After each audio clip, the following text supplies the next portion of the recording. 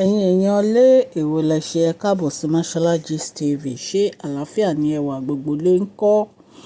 Èyí tún lágbára o.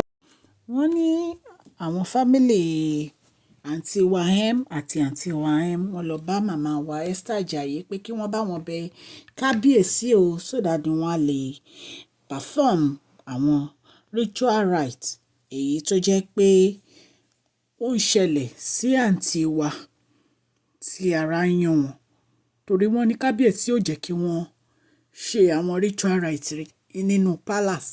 Wọ́n ní kábíyèsí ní ṣé ìgbà tí wọ́n fẹ́ lọ rí nǹkan burúkú tó fẹ́ rì sínú palace àwọn ṣé wọ́n sọ fáwọn. Ẹ̀yin èèyàn lé gist tá gbọ́ ni la ní ká mú wá fún yín. Ẹ̀yin èèyàn lé bí a ṣe gbọ́ o, wọ́n ní àǹtí wa àti àárò wọ́n ní wọ́n lè wọnú palace o.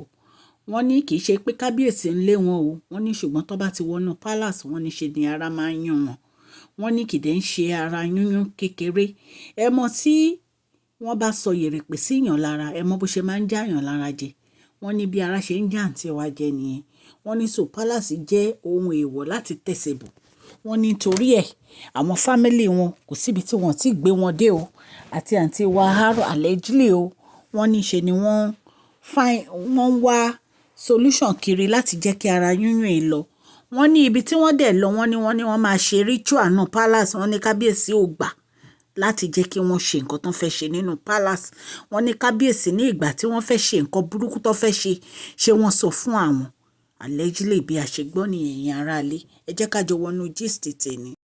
Ẹ̀yin èèyàn lé bí a ṣe ń sọ lọ o, àǹtí wa wọ́n ní wọ́n lọ bá màmá wa Esther Ajayi. Wọ́n lọ béèrè lọ́wọ́ wọn ipe ìgbésẹ̀ wo làwọn lè gbé lórí ọ̀rọ̀ nǹkan tó ń ṣẹlẹ̀ sáwọn.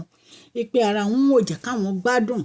Ipe ritual táwọn dẹ̀ fẹ́ ṣe nínú palace. Ipe kábíyèsí ò gbà káwọn ṣe ritual yìí. Ẹ̀yin èèyàn lé gist tá gbọ́ nìyẹn.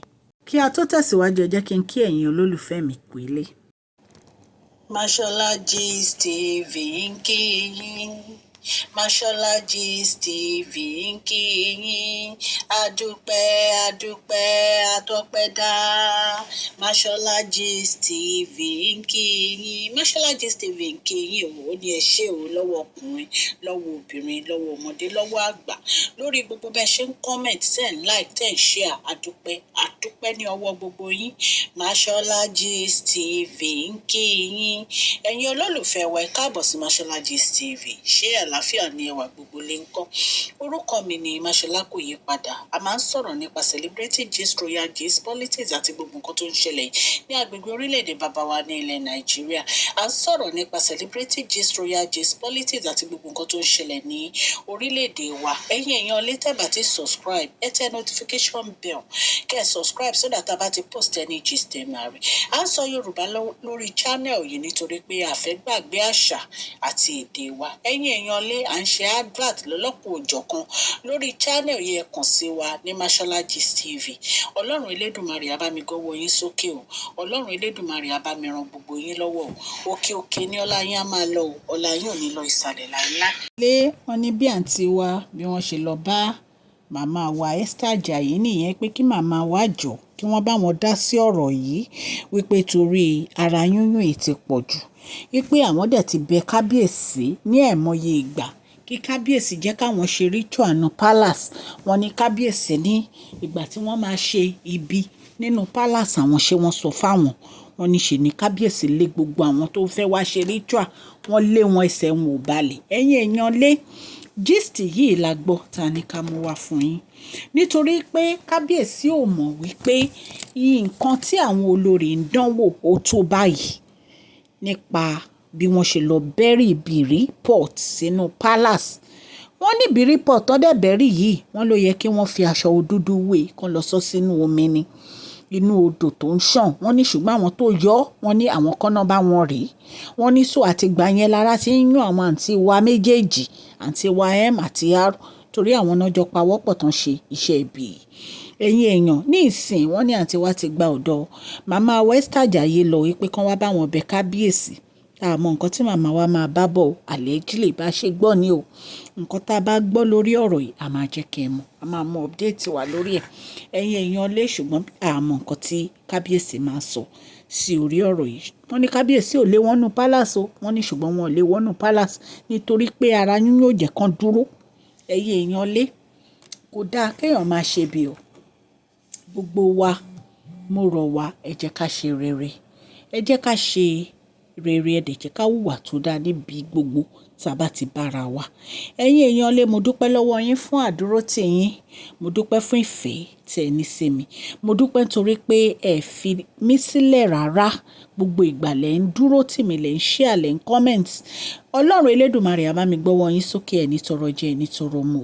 Ní agbára Ọlọ́run òkè òkè ní ọlá yín á máa lọ, ọlá yín ò ní lọ ìsàlẹ̀ láíláí. À ń ṣe advert fún collection center store. Ẹ bá wọn ra bàtà Italian shoe láti size 8 títí dé 14. Ẹ̀yin tẹ́ ẹlẹ́sẹ̀ ńlá ẹ kàn sí collectioncenterstore@gmail.com. Wọ́n ń ta palm, wọ́n ń ta slippers, wọ́n ń ta sandal. Kò sí nǹkan tẹ́ fẹ́ rà nínú bàtà tí wọ́n ní. Wọ́n ń ta fashion bags fún àwọn obìnrin. Ẹ kàn sí wọn ní collectioncenterstore@gmail.com. Ọlọ́run á ràn gbogbo wa lọ́wọ́ o. Ẹ̀yin èèyàn lé à ń polówó fún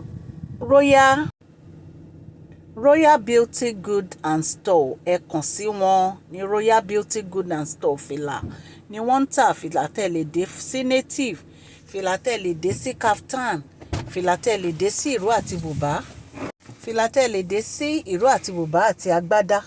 Ẹ ní láti stress ara yín láti wé gèlè tẹ́ bá ti gbé sórí báyìí. Ẹ ti múra tán nìyẹn. Royal Beauty ń kí yín o, wọ́n ní ẹ ra fìlà kẹ́ ẹ múra, wọ́n ní ẹ ra fìlà kẹ́ ẹ múra. Ẹ̀yin èèyàn lé ẹ bá Royal Beauty and Goods ra fìlà. Ẹ kàn sí wọn ní Royal Beauty Goods and Store@gmail.com. Ọlọ́run á ràn gbogbo wa lọ́wọ́ o. Ọlọ́run á dùn gbogbo wa nínú o. Òkè òkè ni ọlá yín á máa lọ o. Ọlá yín ò ní lọ ìsàlẹ̀ láíláí.